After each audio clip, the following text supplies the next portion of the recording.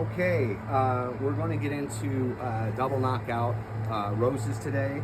Um, and we've had sort of the industry created an issue with the double knockout rose in that it became the workhorse for us. We planted it everywhere. It does have really incredible drought tolerance and disease resistance, and a lot of these varieties have double petals and reblooming, self-deadheading, fast growth, that type of thing. But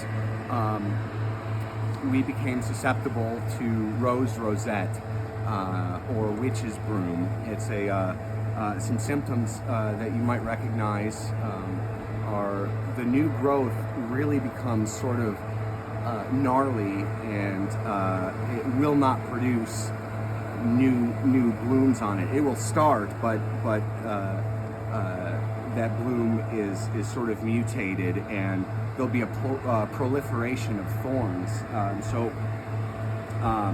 We've had to remove and stop using, and we started using things, drift roses a lot more. We started using lots of different varieties of hydrangeas.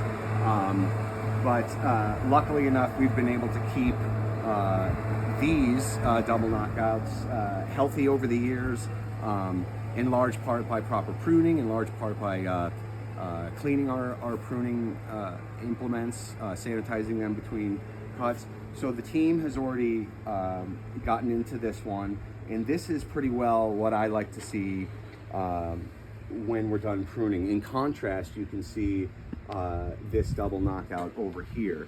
Now, it can get a little bit overwhelming to somebody to get right in to something like that. And what I might suggest, here's what I tell the team, is I go below the fork to the first adventitious lateral. Now, up in here you can see this is an adventitious lateral. However, it's facing into the plant. So the first adventitious outward facing lateral is where we would go with that. So this is the way I would prune this guy. Taking all of that material from last year, knowing that it's going to put out a lot of growth, so we have to leave a stem strong enough to support that kind of thing, knowing that now it's going to put all of its energy into producing this type of thing here. So again, below the fork, nearest adventitious lateral, outward facing, and see, it seems like we're taking off a lot of material, and that's true. But again, we're in a rejuvenation pruning. This is dead material. This can go, and sometimes you'll get in here to prune it and we'll just break off. That's okay. If you can clean up the cut, that's preferred. Now I'm cutting at a slight angle. Some say 45, just a slight angle to encourage water to roll off of it and not stay on this, because this little portion here is going to die, and you don't want to leave too much of that. To die. So this is all dead here. I would take that out. This, I'm here or there with it. I could come down there. Now, if you cannot find a good adventitious lateral that faces outward, perhaps one will come to life here, or this one will come to life, and perhaps it will grow up that way. So we want to take anything kind of straggly, dead, dying, diseased, my 3 Ds, and get them out of there. This guy's not going to do us any good growing up into the center. So we want to create. If you come over here again, Jared, this guy has a ton of room to breathe. Good airflow in here, and it's got lots of good structure to it to hold on to all the new growth. So I like that.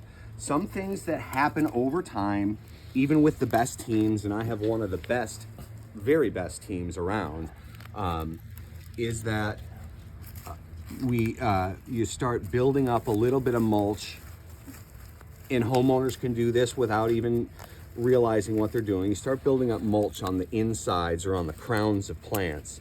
So what we do during the spring season is we come around and we try and move this away from the crown of the plant to not foster any disease or things like that. So we'll totally clear this stuff away from the crown of the plant. And if we come back in at, we'll mulch proper around it. If we come back in here with a product, it's just slight top dressing for color. Okay, we want to stay off of these plants here. And it happens. So we use a very, very good, it's all hardwood chip mulch, and it does have some fines in it that break down, but it happens year after year. We've been tending to this place for over a decade, maybe 11 years, 12 years now, and things just happen. Sometimes with this product, because it's so good, we end up having to remove some mulch before we put another layer, and that's just good, making sure that things don't mat up too much, and that things are sort of breaking down correctly and have good airflow to it. So it's good to get down here and in the dirt and make your plants healthy. I'll take a couple more stabs at this guy while we're shooting. Adventitious lateral below the fork. Take that guy right there. So if you get overwhelmed, just start one at a time, and go through it. And if you need to take a step back, go ahead, take a step back. Sometimes what I will do if I get overwhelmed, guys, is I will take a broad look at this thing and just come on in quick with it. Sometimes you need the loppers because the stems are so long, but you come on and get a broad look at this thing and just get some of this stuff out of your way. Then you can go ahead and trim things up better the way you like them.